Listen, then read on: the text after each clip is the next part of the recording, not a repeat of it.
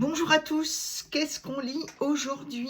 La France interdite de Laurent Oberton. En 2020, la France consacrait 35,4% de son PIB à la protection sociale, soit 872 milliards d'euros.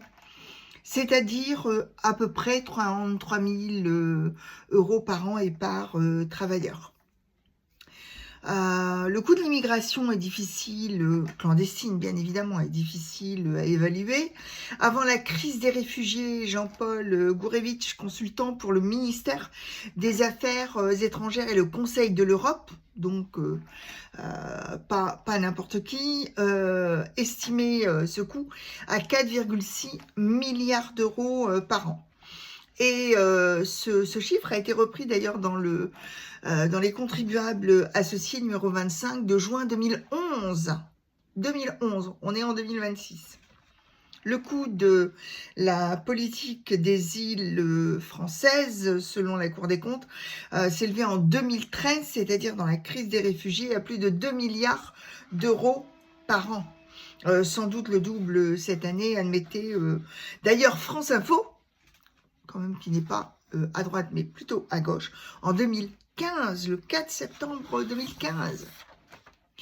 Et toujours selon le Sénat, donc vous voyez, ce sont quand même des sources officielles qui sont quand même incontestables et à contester. Le coût de la seule prise en charge des mineurs isolés a doublé entre 2016 et 2017. Déjà, il y a 10 ans pour frôler 2 milliards d'euros. Laurent Oberton a écrit son livre en 2022 et il révèle les chiffres de l'immigration. Et on détaille les causes, l'ampleur, l'évolution et les conséquences. Sans concession, il répond d'ailleurs à la question que nous nous posons tous. L'immigration a-t-elle vraiment rendu notre pays plus prospère, plus compétent, plus heureux, plus civique et plus sûr? Et au-delà des clivages politiques, les Français ont le droit de savoir si cette droite que l'on prétend meilleure et inéluctable a tout simplement un avenir.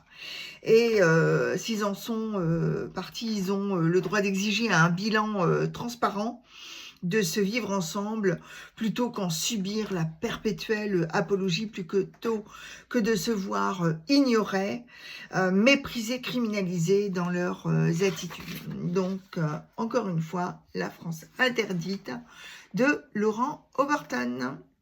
À bientôt.